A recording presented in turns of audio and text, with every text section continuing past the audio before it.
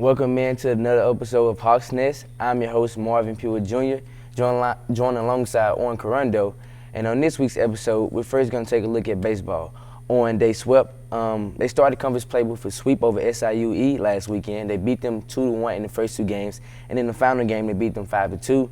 And just on yesterday, they beat St. Louis University 4-1. You know, they're now 18-5 overall, 3-0 in the OVC. And they've been a very successful team so far. And what do you think has contributed to that, Owen? I mean, they've been consistent all year long. We're not seeing some of those more weather-affected games that we saw early in the year where the wind was blowing out and they're scoring 10-plus runs a game. But they've shown that they are able to win some of these tougher games, win these 2-1s a game. And you mentioned, we talked about that game on Friday night where they won 2-1. They had one hit in that game, which was an RBI double by Ben Palmer. And kind of the same thing happened Saturday. They had more than one hit, but a 2 RBI double by Tyler Wilbur allowed them to win both of those games 2-1. And looking back to Tuesday and looking at the game against the Billikens up in St. Louis, that's a game where they trailed behind a lot early on. I mean, it was only a 1-0 game, and it had a chance to get more out of hand, but we saw kind of that midweek starting pitching really step up big for the Red Hawks and really the back end of the bullpen. So the pitching just kind of came around, which has really led to them being successful here as we're getting to the middle part of the season.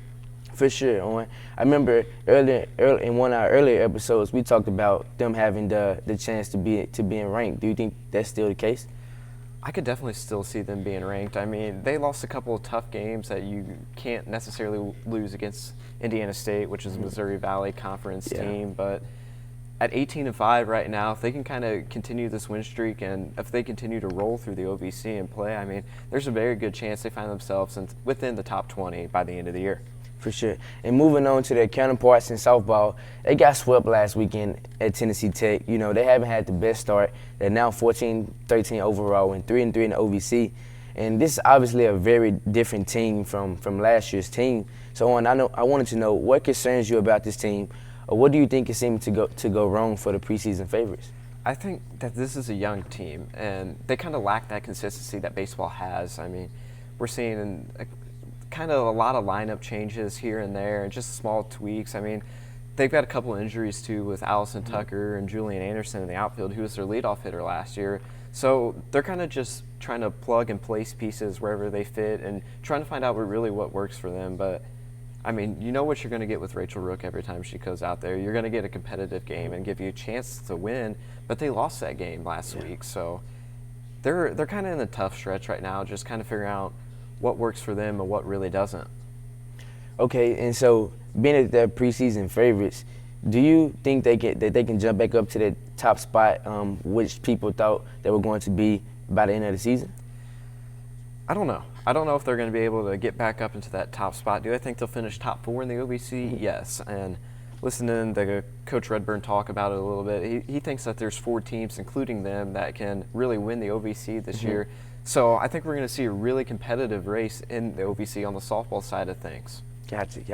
And for men's basketball, we just got news that Eric Reed is testing the waters in the draft, but he's keeping his eligibility and he's not getting an agent. You know, we also got news that Nana Atkinson is also transferring. You know, so how does this affect the team?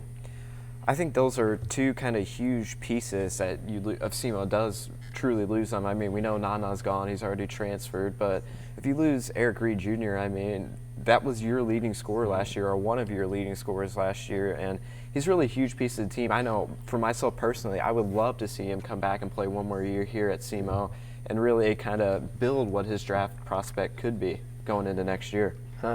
I think what it is that, you know, SEMO is not that we don't get good players. Like, we get good players, like, all the time. But I think, like, we all don't stay together as a group long enough. You know, somebody's always transferring and leaving it. And it's that, and I think that ruins the team's chemistry. What do you think? Yeah, I would totally agree with that. And something that you can't look over is what Coach Korn has done in his last 2 years here. I mean, he's got them back to the playoffs. They made the tournament for the first time in, I want to say, 5 years this year. So he's kind of building that winning mentality here within SEMO basketball. But losing some of those players, like you said, it does kind of disrupt the team chemistry. For sure, Owen. And moving on to track, Seymour is hosting the Joey Haynes Invitational this upcoming weekend, April 1st and 2nd at the Abe Stubbe Track and Field Complex. The Invitational will start off with the Hammer Throw event April 1st at 3:30 p.m. with the field and run events beginning April 2nd at 11 a.m. and 12 p.m. respectively. But this has been another episode of Hawksnest.